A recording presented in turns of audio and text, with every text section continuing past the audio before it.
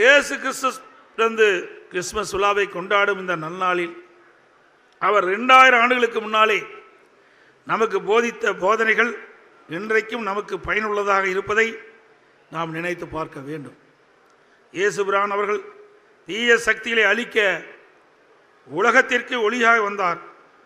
தீய சக்தியாக இருப்பவர்களை ஒளியின் வேஷம் தரித்தவர்கள் என்றும் மக்கள் அவரிடம் ஜாக்கிரதையாக இருக்க வேண்டும் எனவும் நமக்கு அறிவுறுத்தினார். மேற்சொன்ன கருத்தை விளக்க ஒரு கதை ஒன்றை கூற விரும்புகின்றேன்.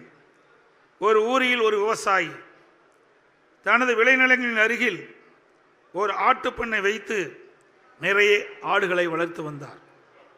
ஆடுகளை கண்காணிக்க மேய்ப்பவர்களையும் காவலாளிகளையும் நியமித்தார்.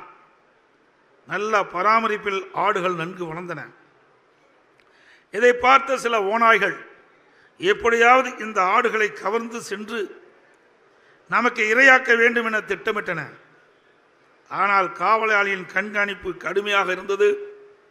எனவே ஓநாய்கள் ஆடுகளை கவர்ந்து செல்ல முடியவில்லை. எனவே ஓநாய்கள் தந்திரமாக ஆடுகளை கவர்ந்து சென்று இரையாக திட்டமிட்டன.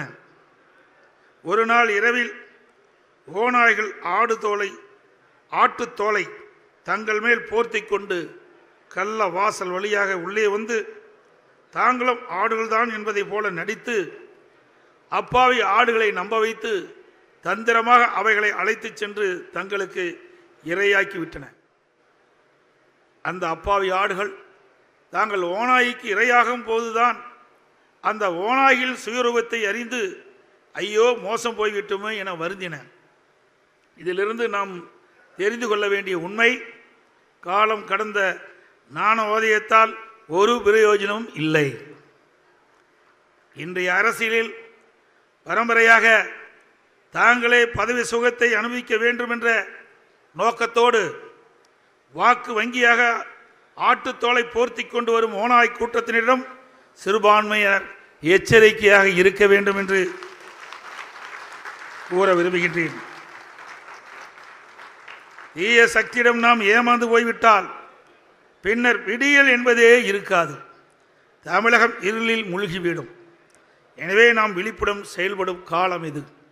செய்திகளை உடனுக்குடன் தெரிந்து கொள்ள கீழ்கண்ட கேபிள் மற்றும் டிடிஹெச் நெட்வொர்க்குகளில் எம்நாடு செய்தி தொலைக்காட்சியை காணுங்கள். பாதகம் செய்பவரை கண்டால் நாம் பயம் கொள்ளலாகாது பாப்பா. மோதி மிதித்துவிடு பாப்பா, அவர் முகத்தில் உமிழ்ந்து விடு பாப்பா.